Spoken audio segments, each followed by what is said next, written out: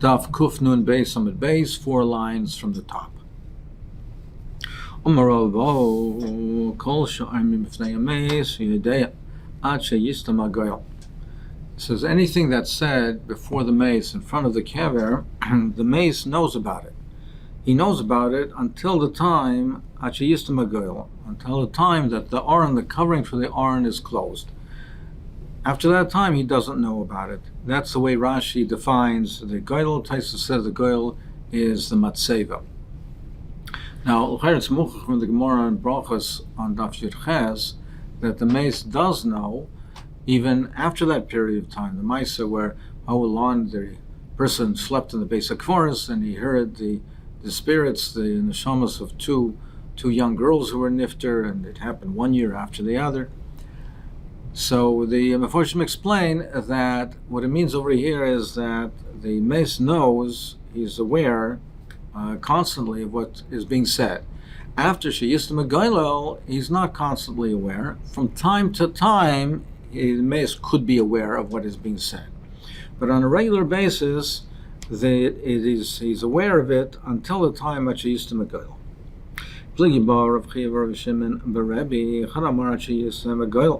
One says it's the time of the closing of the aron. The other one says until the time that the flesh is decomposed. The one who says until equal abasar, because the pasuk says it says that his basar, he'll have pain from his basar, and the neshama will be misabel, will mourn on itself. So therefore you see that this is, at the time, it's connected to the time that there's pain in the basar. Then when there is basar, then the basar alav yichav, then nafshatavel. The nefesh will be ma'avel, will mourn on the body. After the time, after there's no more basar, when it's decomposed, the nafsha will not tevel anymore. Meaning it's aware of what's going on. It said it will have avelas until the time when the basar is intact. After the time that the basar is no longer intact, then it won't. So it is not aware anymore. The one who says that it's aware so long as the basar is intact until it decomposes, because we see from the pasuk, it says that the basar will feel pain, and the nefesh will be misabel for itself. So you see that there's a connection between the basar and the awareness of the neshama. So when is there an awareness of what's happening, what's going on, what's being said, and its surroundings? That's when there's still capable of being pain in the goof, when the goof is still somewhat intact. But once the goof has been decomposed, then there's no more goof, then the nefesh is not aware, it's not aware of the surroundings. The says, it says until the aron is closed. It says that the yashav ha'afar, the dust, the person will return to the land, will be buried, will be brought back to the aretz, the way it was. It came from the aretz, goes back to the aretz. And then the continuation of the pasuk says, and then the neshama will be returned to Hashem that gave it.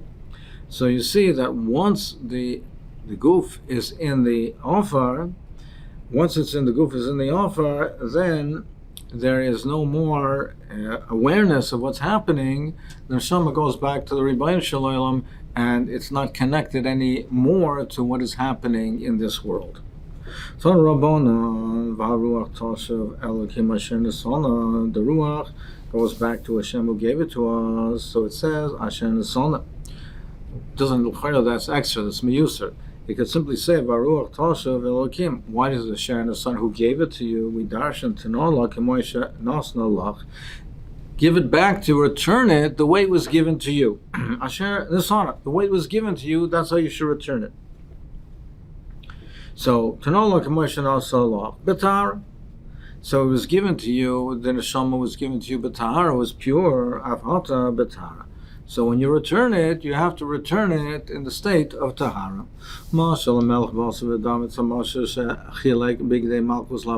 That he gave, he divided, he lent out big day malchus to his servants. The wise ones, they folded it up and put it away for storage. The Maharsha explains, well, if they were given to them to use, so what do you mean they stored it away? What was the point of it? Meaning, he says that when there was any type of malacha or avodah that would cause it to become dirty or to be ruined in any which way, at those times they folded it up, put it in storage, and they only wore it on special occasions when it wouldn't get ruined. But the foolish ones didn't. They used it regularly, even when they were doing work with it, and therefore the clothing got dirty. Leyamim, after some time, because Hamelech has Caleb, he said, now okay, he returned it. He requested that they return it. So the Pikchim, the wise ones, returned it, and they were clean and pressed and fresh, and returned it in that state. But the foolish ones returned it, and it was dirty. So the king was very happy with the Pikchim, but he was angry with the Tipshim. Al Pikchim Omar, he says, let the clothes be put back in the storage area, into the Oitzer, and they should go back peacefully to their houses. While Tipshim Omar, and the foolish one says, the kelim have to be returned to the laundry for cleaning. They have to be laundered and cleaned, and they have to be now returned to a clean, white, bright stage. Behem, he is chapsu b'veis and they'll be locked up in jail. Meaning, this is a marshal that for the kaivis laundry. Rashi explains that means Gehenim. The Rishoyim, now they were in a Shoma. Now they made it dirty. It was given to them by Tahara, and they returned it in the state of Tumah. They have to go to the kaivis, to the launderer, so to speak, to the Gehenim, to cleanse them, to purify them. HaKadosh Baruch Hu al Gufin Shel Tzadikim Moimer, he says, on the Guf of the Tzadikim, he says, Yavoy Shalom Yanuch al Mishkevaisim, that them come in peace, and they rest on their Mishkevaisim, the resting places. And on the Shama he says, Vaisa Nafesh Adoni Tzrura B'Svara Chaim. Abigail said to Dovid HaMelech that the nefesh of my master should be bundled in the bundle of life. And she was established that he would have Olam Haba. Val Gufin Shel Rishayim Umar, but on the Guf of the Rishayim it says, Ein Shalom Amar Shel Rishayim. There's no peace for the Rishayim. And on the Neshama says, "As nefesh oivecha yikalen v'sekava." And the souls of your enemies will be in the hollow of a sling, of it like a slingshot. Put it in the hollow of it, in the cavity of it, as we'll see. That the Gemara will discuss further about this an allegory to a mashal, to a slingshot.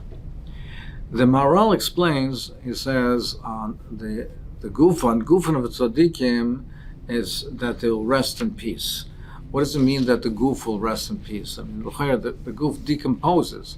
So what does it mean when it says that on the gufan shel zikim are yom v'shalom yanuch al mishkavaisam? How are they resting in peace? The Maharal explains. He says there's a guf, there's the physical guf. There's also something that's called the koyach haguf. The guf, the actual boss of a dam, that decomposes in the kever. But there's something that's called the koyach haguf, the koyach haguf, the spirit of the guf. And that, he says, that will have rest and peace. And the Rishoyim then will have no peace at all. Tanya Rabbi Lezer Ayman, Ishmashin Salta Tzadikim, Genuzas Takas Kisei HaKovet. The neshama of the Tzadikim, they are resting, they're put away, resting under the kisei of the Kodesh of the Rebbeinu Shalom. Shenemar v'haisa nefesh hadayni tzrur b'tzorah chaim. It's bundled in the bundle of life. V'shal Rishoyim zemes v'holchos, but the Rishoyim, they're locked up. They're zememes, they're eternally locked up. Umalach echad oimed b'seif ha'olam. One malach is on one end of the olam. Umalach acher oimed b'seif ha'olam. Another malach at the other end of the world. Umekal nishmasim zelazet. That's like we said before. The mashal is that they're in a slingshot and they throw them back. They throw the neshamas from one end to the other. Shenemar ves nefesh ayvecha yikalen b'seif kafakela. That they are in the sling, in the hollow of the slingshot. And so to speak, the malach is throwing them from one end to the world to the other. Maral explains over here, he says the Rishonim are perpetually being right of their desires, their taivas. Even after they die, they have no other state. There's no state of peace for them. There's no state of tranquility. There's always a state of being incomplete, of lacking shleimus. They're lacking shleimus, and they're always lacking. They always, therefore, have a taiva. They always have a desire. So they're being thrown tossed from one end to the other, always searching, looking for something to fulfill their desires, which cannot be fulfilled. That's the state of the Rishonim. Then even after their death, there is no complete, no shleimus, and no fulfilling of desires, constantly, so to speak, searching and being thrown from one end of the world to the other to fill their taivas. What's the status of the middle madrega, the Beinonim? Amarle says, he said if he had been nifter, he's the only one that could have answered it. If he hadn't been alive to answer it, you wouldn't have been informed what the answer is. Shmuel says, only Rav Nachman knew what Shmuel said. He said, this is what Shmuel said. Both the Rishonim and the Beinonim are given over to Duma. He was the one in charge, the Malach that was in charge of the Mesim. But the Beinonim have Manoyach. The Rishonim have no peace. He says Sadikim are going to decompose in the kever. They're going to decompose and turn into dust. It says that the offer, meaning the person who's created from offer, will return to the earth like he was before he was created. There were grave diggers, that were digging in land of Rav Nachman. But they were diggers. There were people who were digging. It was Lav Dafka grave diggers. They were people digging in the land of Rav Nachman.